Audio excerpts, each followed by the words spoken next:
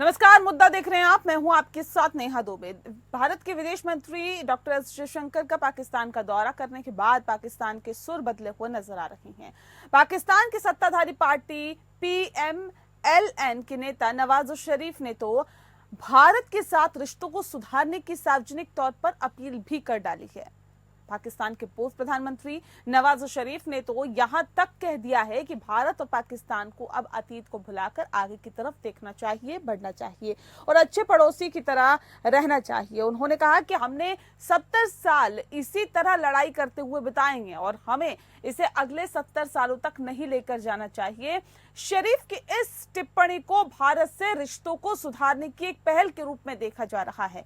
गुरुवार को भारतीय पत्रकारों के इस समूह के साथ ही बातचीत में 3 बार प्रधानमंत्री रह चुके हैं और सत्ताधारी, आपको बता दें कि सत्तारूढ़ पाकिस्तान मुस्लिम लीग एन के अध्यक्ष नवाज शरीफ ने जयशंकर की यात्रा को अच्छी शुरुआत बताया है।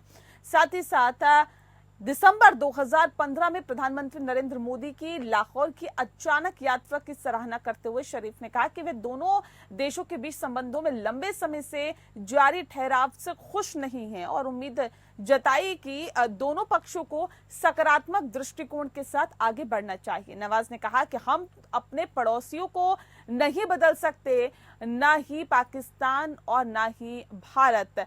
हमें अच्छे पड़ोसियों की तरह रहना चाहिए। जब उनसे पूछा गया कि क्या दोनों देशों के बीच सेतु बनाने की आवश्यकता है, तो उन्होंने कहा कि मैं यही भूमिका निभाने का प्रयास कर रहा हूं। वर्ष 2016 में पाकिस्तान स्थित आतंकवादी समूह द्वारा भारत पर किए गए कई हमलों के बाद भारत ने पाकिस्तान के साथ द्विपक्षीय वार्ता न करने का फैसला किया और साथ ही कहा कि बातचीत और आतंकवाद साथ साथ नहीं चल सकते हैं। अब इतने सालों बाद पाकिस्तान के सुर नरम पड़ गए हैं, तो ये समझना बेहद जरूरी है कि आखिर क्यों झुक रहा है पाकिस्तान।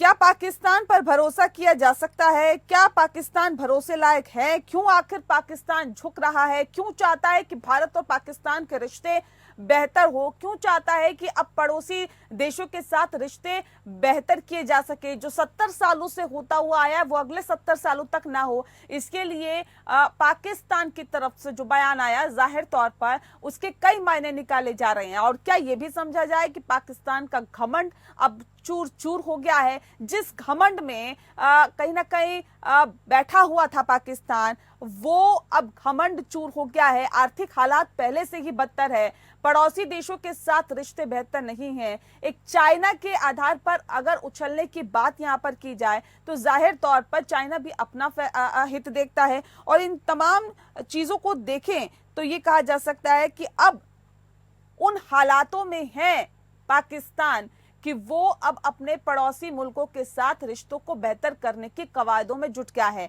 और इसी कवायद के तहत भारत के साथ वो रिश्ते भी बेहतर करना चाहता है।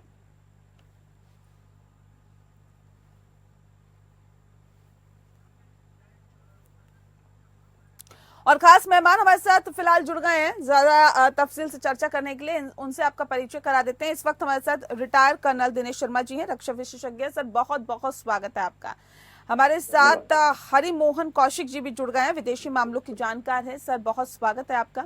इस खास कार्यक्रम की शुरुआत हम दिनेश शर्मा जी आपके साथ ही करते हैं। सर, जो हालात और जो स्थितियां हैं और जो पाकिस्तान का बयान कि रिश्तों को बेहतर करने की कोशिश करनी चाहिए और एस जयशंकर का ही पाकिस्तान का दौरा भी इसी संदर्भ में देखा जा रहा है, क्या आपको लगता है कि इतनी बार जब पाकिस्तान पर भरोसा किया गया, अटल बिहारी वाजपेयी ने भरोसा किया, प्रधानमंत्री नरेंद्र मोदी तो अचानक लाहौर पहुंच गए थे और बेहतर रिश्ते करने की कोशिश की गई थी, मतलब हर तरफ से कोशिशें भारत की तरफ से की गई क्योंकि भारत हमेशा शांति के पथ पर आगे बढ़ने की बात करता है, लेकिन वहां की तरफ से हमेशा दगाबाजी की गई। क्या पाकिस्तान पर एक बार फिर से भरोसा किया जा सकता है? सर नेहा दुबे मैडम, जय हिंद। जय हिंद सर। मैं आपके मेन प्रश्न से पहले 2 बातें कहना चाहता हूँ कि पाकिस्तानी अपने आप को समझते हैं कि वो संसार में सबसे ज्यादा चतुर और बुद्धिमान है। हाँ। अपनी बुद्धिमानी का इस्तेमाल दिखाने के लिए करते हुए उन्होंने कई लोगों को धोखा दिया है। उन्होंने अमेरिका को धोखा दिया है। उन्हें कहा कि ओसामा बिन लादेन जो है वो उनके घर में पाकिस्तान में मिला।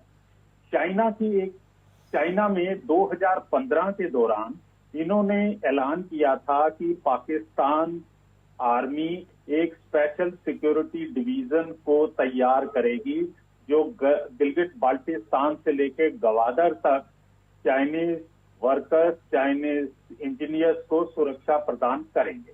लेकिन अभी जो है, जो पीछे जो हाल में चाइनीज नेशनल्स के ऊपर अटैक हुआ है, उसके बाद जो है इन्होंने चाइना को भी बेवकूफ बनाना शुरू कर दिया और सिक्योरिटी के नाम के ऊपर जो है उनसे जो है फंड ले रहे हैं सो दैट ये लोग जो है चाइनीज नेशनल्स को सिक्योरिटी प्रदान करें। अब आ जाता है आपके सामने सबसे पहला आपके सवाल का जवाब। आज की तारीख में पाकिस्तान के आर्थिक हालत जो है उसके बारे में बयान करना जो है कोई खास आवश्यक नहीं है। आर्थिक हालत इतनी बुरी है, बेरोजगारी, महंगाई और इवन बाहर से सामान आयात कराने के लिए उसके पास फॉरेन करेंसी नहीं है। वो इस प्रकार की जो इमोशनल अप्रोच इंडिया के प्रति लगा रहा है कि इंडिया के साथ थोड़े संबंध सुधरे, हमारा ट्रेड सुधरे और हमारी आर्थिक स्थिति ठीक हो। दूसरा कारण ये हो सकता है कि उसके ऊपर इंटरनेशनल प्रेशर बहुत ज्यादा है टेररिज्म को कंटेन करने के लिए। तो वो अगर भारत के साथ बात करना, जब भारत के साथ संबंध को अच्छे करने का है, तो वो अपनी साख को जो है इंटरनेशनल लेवल के ऊपर भी वो इम्प्रूव करना चाहता है। तीसरा कारण हो सकता है कि जो रीजनल सिक्योरिटी है, जो रीजनल एरिया के अंदर जो सिक्योरिटी का सबसे बड़ा मुद्दा है पाकिस्तान फेस कर रहा है, वो उस भारत के साथ अगर उसके संबंध ठीक होते हैं तो उसे थोड़ा सा रिस्पाइट मिल सकता है। आपको मालूम है कि अफगानिस्तान की तरफ से इनको कितनी प्रॉब्लम्स आ रही हैं, उधर टीटीपी इनके ऊपर किस प्रकार के हमले कर रहे हैं, बलूच के जो लोग हैं वो इनके ऊपर हमले कर रहे हैं। तो भारत के साथ संबंध अगर इसके ठीक हो सकते हैं तो जो रिसोर्सेज इन्होंने भारत के अगेंस्ट लगा रखी हैं तो उन रिसोर्सेज को ये थिन आउट करके और उस प्रॉब्लम को सॉल्व करने में इनकी मदद हो सकती है। और लास्ट पॉइंट है जो पब्लिक प्रेशर है, जो ट्रेडिंग कम्युनिटी है, जो पाकिस्तान के जो लोग हैं वो भी चाहते हैं कि भारत के साथ संबंध अच्छे हों। दिल से नहीं है, दिल से उन्हें कोई प्यार मोहब्बत नहीं है भारत के लोगों से, लेकिन उनका अपना वेस्टेड इंटरेस्ट है ताकि हमारे यहाँ से चीजें जो है उनको सस्ते भाव के ऊपर मिल सके। और लास्ट पॉइंट जो मैं कहना चाहता हूँ कि इस समय पाकिस्तान ऑक्युपाइड कश्मीर, गिलगित बाल्टिस्तान के अंदर जिस तरह से पब्लिक जो है अगेंस्ट है पाकिस्तान आर्मी के और पाकिस्तान के लोगों, पाकिस्तान हुकूमत के प्रति, उसको दबाना जो है वो पाकिस्तान के लिए एक बहुत बड़ा चैलेंज है और चिंता का विषय बन चुका है। एंड लास्टली जो है इंटरनेशनल का, जो मैंने पहले बताया, इंटरनेशनल प्रेशर है। पाटानी ने जो है इंटरनेशनल ऑर्गेनाइजेशन जो है FATF ने इन्हें ग्रे लिस्ट में ला दिया। अगर भारत के साथ संबंध अच्छे बढ़ते हैं तो इसका इंप्रेशन जो है इनका पॉजिटिव पड़ेगा। तो मेरा मानना है कि इस वजह से ये जो है ना ऑल ऑफ ए सडन इनको याद आ गया कि भारत के साथ संबंध सुधारे जाएं। वो जो पूर्व प्रधानमंत्री हैं वो अपनी इमोशनल अप्रोच दे रहे हैं कि मैं वाजपेयी जी के टाइम की वीडियो देखता रहता हूं। जो दूसरी तरफ बिलावल भुट्टो कहता है कि चलो हम बातचीत करते हैं, क्लाइमेट चेंज के ऊपर बातचीत करें और मुद्दों के ऊपर बातचीत करें ताकि दोनों देशों के लोगों को कुछ फायदा हो। जी नेहा जी। ठीक है हरि मोहन जी, सवाल इस बात को लेकर भी है ना, देखिए भारत तो हमेशा से बोलता है कि आतंकवाद और बातचीत दोनों साथ साथ नहीं हो सकती। आतंकवाद का पनाहगार पाकिस्तान रहा है और हमेशा से रहा है। ये तो एग्जाम्पल हम देखते हुए आए हैं। वो हमेशा मना करता रहा कि देखिए पाकिस्तान ये कहता रहा है कि आतंकवादी हमारे यहाँ पर नहीं है, लेकिन आपको याद होगा एलनाबाद में ओसामा बिन लादेन को मार गिराया था अमेरिका ने, और उससे पहले भी पाकिस्तान की तरफ से बयान आया था कि हमारे यहाँ पर ओसामा बिन लादेन नहीं है। ऐसे बहुत सारे उदाहरण हैं जो पाकिस्तान के बार बार ऊपर सवाल खड़े करते हैं। अब सवाल इस बात को लेकर है, जब भारत ये कहता है कि बातचीत और आतंकवाद दोनों साथ साथ नहीं हो सकता, तो ऐसे में क्या कोई बीच का रास्ता निकल सकता है इस बातचीत के साथ ही? मैम एक्चुअली मैं जो एक छोटा सा जवाब देना चाहूंगा, उसमें एक शब्द मतलब थोड़े से आपके क्वेश्चन से हटके बोलना चाहूंगा। जी बताइए बताइए। क्या पाकिस्तान को आत्मग्लानि है? तो आंसर है उसे अंदर से, मतलब इंट्रोस्पेक्शन के, क्या उसने इंट्रोस्पेक्शन किया? आंसर है नहीं। क्या वो अपने आप को एक तरीके से मतलब अपने आप को सेल्फ क्रिटिसाइज कर रहा है कि उसने जो आज तक किया वो गलत किया? जैसे सर ने भी कहा, बिल्कुल नहीं कर रहा। क्यों? क्योंकि जो बेसिक फंडामेंटल प्रिंसिपल जिसके ऊपर पाकिस्तान बना हुआ है वो इस्लाम के नाम पर बना था। अब इस्लाम के नाम पर, उसमें इस्लाम को कितना फॉलो करते हैं मैं उस पर नहीं जा रहा, लेकिन उस इस्लाम की बेसिक डॉक्ट्रिन के अंदर एक, मतलब जिसको इन्होंने फॉलो किया पाकिस्तान बनाते हुए, उसकी बेसिक डॉक्ट्रिन के अंदर ये लिखा हुआ था, एंटी हिंदू, हम हिंदू नहीं हैं और हमारा काम गजवाए हिंद है। आज भी इनके एजुकेशनल सिस्टम में, पब्लिक डिस्कोर्स में लगातार इस चीज को प्रोपगेट करने वाले, चाहे वो लाल टोपी वाला हमजायद हमीद हो गया, चाहे एक अबीदी आजकल नया आया है वो हो गया, 5-7 और, वो लगातार ये जहर घोलते रहते हैं इनके कॉमन मासेस में। इनकी कॉमन मासेस के ऊपर कंट्रोल अगर आप देखते हैं कि नेताओं का नहीं है, हमें समझना पड़ेगा। अगर नेताओं का कंट्रोल होता तो शायद इतने बड़े बड़े जो रिलीजियस लीडर्स खड़े होकर, जैसे वो मौलाना आ रहा है टाइप का, मौलाना फजलुर रहमान से लेकर तहरीक लब्बैक से लेकर अलग अलग ऑर्गेनाइजेशंस हैं जो सरकार को आए दिन घुटनों के ऊपर लेके आते रहते हैं। मुझे ऐसा लगता है जैसे हमारी कंट्री में सारा सिस्टम कंट्रोल करने के लिए डायरेक्टली एक जो क्लास है वो जिम्मेदार है, और वो है पॉलिटिकल क्लास। हम पॉलिटिकल क्लास से गाइड होते हैं। पाकिस्तान के अंदर ये मैनिपुलेशन, पावर का जो मैनिपुलेशन है या पावर का जो बैलेंस है, वो बैलेंस तो नहीं कहेंगे, पावर की जो छीना जब्ती है उसमें पाकिस्तान के आर्मी भी है, पाकिस्तान की पॉलिटिकल क्लास भी है, पाकिस्तान के जो रिलीजियस लीडर्स हैं वो भी हैं, और वो नॉन स्टेट एक्टर्स भी हैं जो जियो पॉलिटिकली पाकिस्तान के पाकिस्तान का जो सो कॉल्ड डीप स्टेट है उसको बनाए रखते हैं, चाहे वो अफगानिस्तान में काम करे, चाहे वो इंडिया में काम करे, हाफिज सईद जैसे लोग। प्रॉब्लम यही है, हम जब भी सुनते हैं तो पाकिस्तान के किसी लीडर के बयान को सुनते हैं कि हमें, अगर उन्होंने ये कहा था कि हमें घास की रोटी खाएंगे, एटम बम बनाएंगे, से लेकर 1000 कट थ्योरी तक के, अगर हमें 1000 साल भी इंडिया से लड़ना पड़े तो भी लड़ेंगे, वो बयान भी असलियत में एक पॉलिटिकल क्लास ने दिया था जिसकी बहुत ज्यादा सा इन्फ्लुएंस नहीं था, फिर भी था। अब जो बंदा बयान दे रहा है, क्या ये अपने दम पे प्राइम मिनिस्टर बन पाया? क्या इसके पास इतनी सीटें अपने दम पे आई? क्या ये प्राइम मिनिस्टर है या किसी गवर्नमेंट डेजिग्नेटेड पोस्ट पर है, या ये किसी की ग्रांट की फॉर्म में दिया गया है? मैडम देखिए, अगर किसी के पास अपने दम पे कुछ नहीं है ना, तो वो बोल जो रहा है या तो उसकी वैल्यू नहीं है या कोई उससे बुलवा रहा है, और अगर कोई पीछे खड़ा होकर बुलवा रहा है तो शक उसके ऊपर है, यानी आर्मी के ऊपर है कि क्या वो आर्मी इंटेंशनली इंडिया से अपने रिलेशन ठीक करना चाहती है, जबकि उसकी पूरी एग्जिस्टेंस ही इंडिया से लड़ने के ऊपर है। क्या वो अपनी एग्जिस्टेंस को क्वेश्चन में मार्क पे करेगी? और मुझे तो मैडम देखिए, इकोनॉमी की बात है ना, दो देश पड़ोसी हैं और उनकी आपस में बिजनेस नहीं हो रहा, तब भी वो एक दूसरे का सर्वाइव करते हैं। अगर दोनों के दोनों इकोनॉमिकली आपस में कॉम्पिटिट कर रहे हों, इसमें एग्जांपल हमारे पास चाइना और जापान दोनों का रहा है, लेकिन प्रॉब्लम ये है, पाकिस्तान इकोनॉमी के नाम पर इंडिया से ट्रेड की बात कर रहा है, लेकिन क्या अपने अंदर की सिचुएशंस को संभाल रहा है या सुधार रहा है? जहां सवाल इस बात को लेकर भी है ना हरिमोहन जी, कि अब ये बात क्यों समझ में आ रही है नवाज शरीफ को कि देखिए, हम अपने पड़ोसियों को नहीं बदल सकते हैं, तो बेहतर है कि उनके साथ बेहतर संवाद रखें, सौहार्दपूर्ण व्यवहार रखें। ये बात जब राजनाथ सिंह कहते हैं, अमित शाह कहते हैं, तब तो उन्हें समझ नहीं आता, तो अचानक इतने साल बाद ये समझ कैसे आ जाता है? मैडम, ये चीज जो है बनर्जी भुट्टो ने भी कही थी, ये चीज सभी कहते रहते हैं, लीपापोती सब कर रहे हैं पाकिस्तान में, कोई सीरियस नहीं है। मुझे अभी भी नवाज शरीफ पर भरोसा नहीं है। चलो एक आदमी सीरियस है, बाकी उसके पीछे खड़े हुए सीरियस हैं या नहीं है, क्या हम ट्रस्ट कर सकते हैं?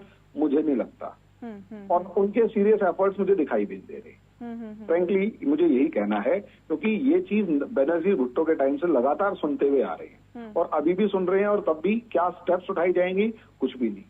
क्या कश्मीर के मामले में कोई सॉल्यूशन की बात की जाएगी? आंसर है नहीं। जब कश्मीर ही सॉल्व नहीं होगा तो ना वो मानेंगे ना हम मानेंगे, तो कहाँ से हम सही चीजें कर लेंगे? ठीक है दिनेश जी, देखिए अब पाकिस्तान का अगर हम जिक्र यहाँ पर कर रहे हैं तो पाकिस्तान का पॉलिटिकल विंग अलग कहता है, कुछ वहाँ की सेना कुछ अलग कहती है, तो ऐसे में क्या उनपे मतलब ट्रस्ट किया जा सकता है कि अगर पॉलिटिकल नेता अगर इस तरह का बयान दे रहे हैं तो वाकई क्या पाकिस्तान अपने रिश्तों को सुधारने की तरफ आगे बढ़ रहा है? क्योंकि पाकिस्तान के पॉलिटिकल नेता अगर एक तरफ चाहते भी हैं, दिल से भी चाहते हैं, बाई चांस अगर ये भी मान लिया जाए तो सेना तो नहीं चाहती ना, वो तो वक्त वक्त पर इस तरह की हरकतें करती रहती है कि ये लगता है कि नहीं फिर पाकिस्तान चाहता ही नहीं है और सुधर ही नहीं सकता कभी। देखिए जी, पाकिस्तान की जो पॉलिटिकल पावर्स पॉलिटिशियंस हैं वो एक प्रकार से मोहरा हैं पाकिस्तान आर्मी के। पॉलिटिकल लीडर वो दिल से भी कुछ बोलता है तो, लेकिन वो इस पोजीशन में नहीं है कि उस अपनी दी हुई स्टेटमेंट का जो अपने विचारों को इम्प्लीमेंट कर सके। नवाज शरीफ साहब जो हैं, आज इनका बड़ा दिल दुखी हो रहा है, या ये इन्हें एक प्रकार का बड़ा कष्ट महसूस हो रहा है कि भारत के साथ हम पिछले 70 वर्षों से जो हैं हमारे संबंध ठीक नहीं रहे हैं। अरे भाई, आप भी तो 3 बार प्राइम मिनिस्टर बने हैं, आपके कंक्रीट एफर्ट क्या हैं?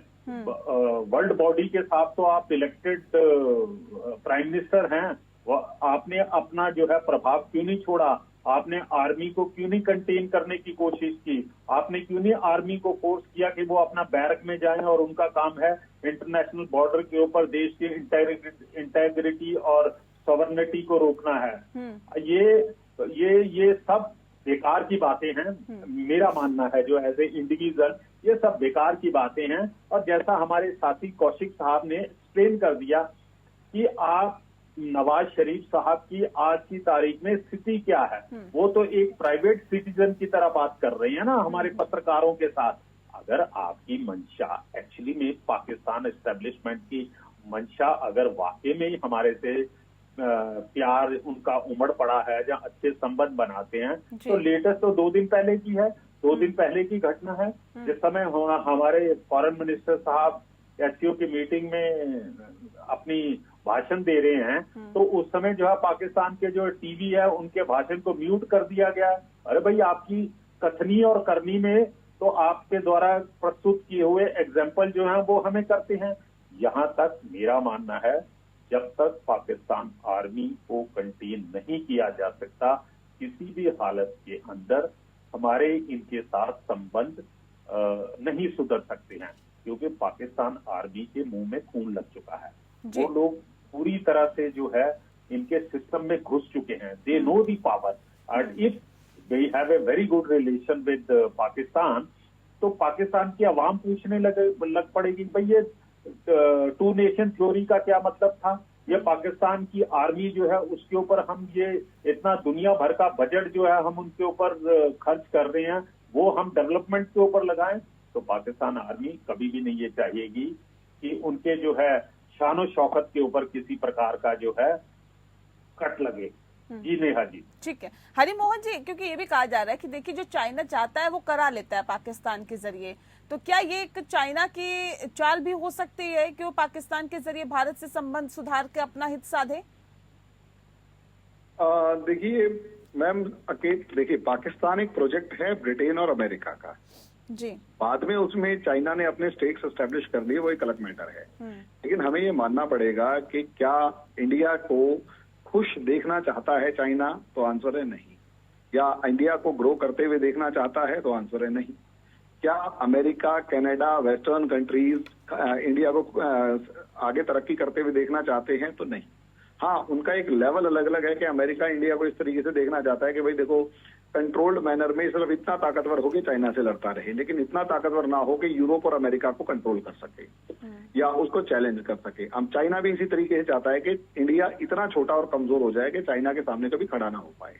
अब इन दोनों ने अपने अपने इन्वेस्टमेंट्स स्टार्ट कर दी हैं पाकिस्तान में, लेकिन प्रॉब्लम ये है जब इन दोनों ने अपनी इन्वेस्टमेंट्स यानी जिसे हम एड या दूसरी चीजें कहते हैं लगातार पाकिस्तान को देनी शुरू करी, तो उसका रिटर्न ये आता है मैडम कि पाकिस्तान को आदत पड़ गई फ्री का खाने की। अब प्रॉब्लम ये है कि जब तक अमेरिका और चाइना एक साथ थे, पाकिस्तान को खूब जम के चाइना और अमेरिका दोनों से एड मिलती थी और बढ़िया खर्चा चल रहा था। और रही सही कसर, एक पैरासिटिक इकोनॉमी डेवलप कर रखी थी पाकिस्तान ने इंडिया की इकोनॉमी के ऊपर, यानी इंडिया की इकोनॉमी से ब्लैक मनी, ड्रग्स और दूसरी अलग अलग तरीकों से पैसा इकट्ठा करना और अपनी इकोनॉमी चलाना। मैडम ये सब मतलब इंडिया ने ब्लैक मनी या पैरासिटिक इकोनॉमी की जड़ें काट दी। नोटबंदी आप माने या ना माने, मैं उसी का एक पार्ट मानता हूँ।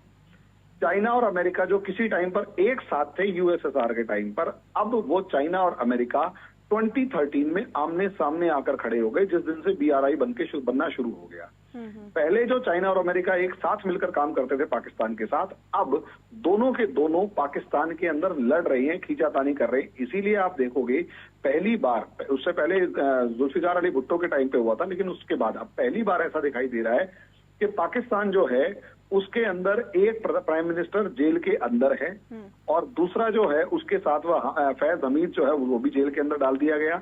और असलियत में मुझे ये चीज दिखाई दे रही है कि चाइना के अंदर, चाइना और अमेरिका एक दूसरे के एसेट्स को निपटा रहे हैं पाकिस्तान के अंदर। तो पाकिस्तान एक अजीब से ट्रैप में है। इंडिया बात नहीं कर रहा, इंडिया से दुश्मनी है, आगे करे क्या। अफगानिस्तान धो के मार रहा है जो बदले ले रहा है। चाइना अमेरिका जो पाकिस्तान के सपोर्टर थे वो दोनों आपस में लड़ रहे हैं और पाकिस्तान की जमीन पर लड़ रहे हैं। तो पाकिस्तान एक अजीब से ट्रैप में है, हमें इस चीज को समझना होगा। उसमें इंडिया को हल्की फुल्की खुश करने की आधी अधूरी सी कोशिश है, क्योंकि वो जानता है कि अगर इंडिया के चक्कर में पड़ा तो उसकी एग्जिस्टेंशियल क्राइसिस शुरू हो जाएगी। फिर सर ने जैसे कहा कि वो 2 नेशन थ्योरी का क्या हुआ, वो सब फ्लॉप हो जाए। पाकिस्तान जो है वो 5 टुकड़ों में टूटेगा और जो बाकी फॉल्ट लाइंस हैं, जैसे अभी भी आर्मी दबा के बैठी हुई है इंडिया के नाम पर, वो इतनी चौड़ी हो जाएंगी कि पाकिस्तान टूट जाएगा। तो एक अजीब से ट्रैप में है पाकिस्तान, जहां तक मुझे समझ में आ रहा है। और उसका सॉल्यूशन आगे क्या होगा वो तो देखो, ब्रेक के अलावा कुछ भी नहीं है कि पाकिस्तान टूटेगा, अदरवाइज मुझे नहीं लगता कि कुछ सॉल्यूशन हो पाएगा इसका। जी मैडम। जी चलिए, बहुत शुक्रिया आपका हरिमोहन जी। और दिनेश जी आपका भी बहुत बहुत शुक्रिया हमारे साथ इस खास कार्यक्रम के माध्यम से जुड़ने के लिए। तो क्या वाकई पाकिस्तान झुक रहा है या इसकी एक अलग ही रणनीति है, ये तो कुछ आने वाले वक्त में ही पता चलेगा। मुद्दा में फिलहाल इतना ही। नमस्कार।